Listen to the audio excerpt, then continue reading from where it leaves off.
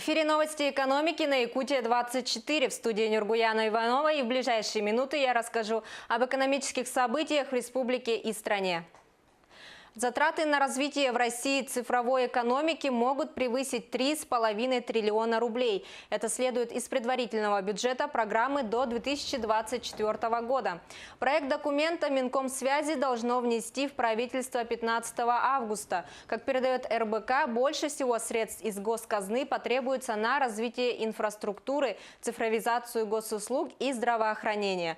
По указу президента Владимира Путина правительство должно представить нацпрограмму «Цифровая экономика» к 1 октября. Ранее временно исполняющий обязанности главы Якутии Айсен Николаев говорил, что цифровая экономика позволит достичь колоссального эффекта в социальных услугах.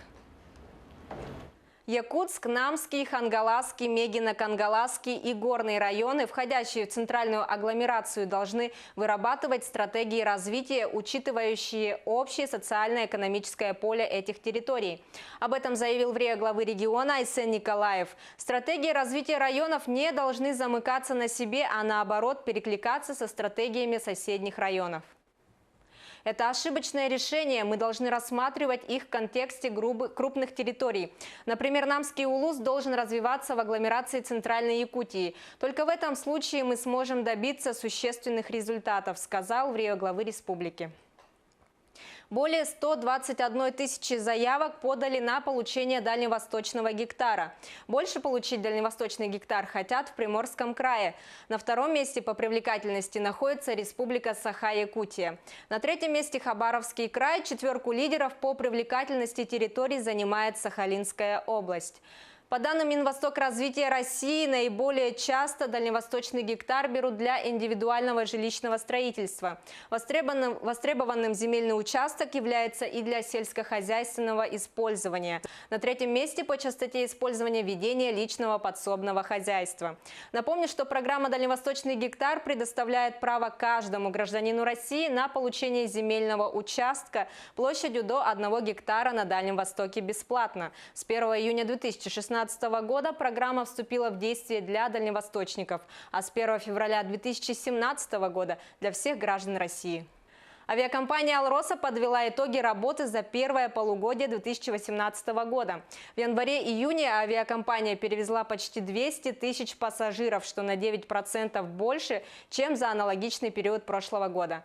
Рост пассажиропотока обусловлен увеличением числа заказных рейсов, выполняемых по заявкам нефтегазовых компаний, которые работают на территории Якутии. За 6 месяцев текущего года авиакомпания выполнила в общей сложности 1132 рейса. Также авиакомпания перевезла почти 3500 тонн грузов и почты. В мае-июне мы начали выполнять полеты по летнему расписанию в города-курорты Симферополь, Анапу, Сочи, Геленджик, Ростов-на-Дону из аэропортов Новосибирска, Санкт-Петербурга, Томска, Новокузнецка, Кемерово, а также из Домодедово. Увеличили количество рейсов из Мирного и Полярного в Москву и Новосибирск. Кроме того, в июне 2018 года ввели новые маршруты: Новосибирск-Благовещенск, Новосибирск и Домодедово, Иркутск-Домодедово. Прокомментировал генеральный директор авиакомпании Андрей Гулов.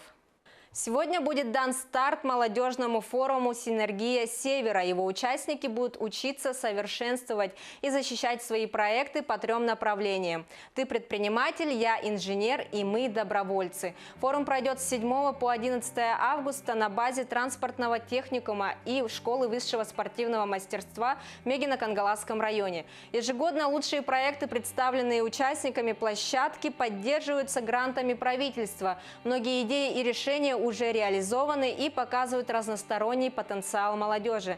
С каждым годом география «Синергии Севера» расширяется. В этом году принимают участие представители из Ханты-Мансийского автономного округа и Тюменской области. В числе участников представители молодежи из почти 30 муниципальных районов и городских округов. На этом у меня все. Оставайтесь в курсе экономических событий на Якутия-24.